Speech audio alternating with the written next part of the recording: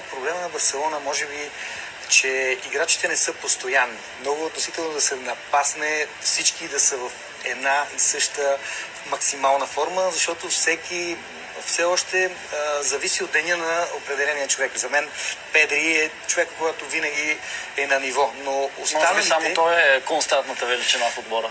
Да, може би нямаме ги Инеста, Чави, тази генерация.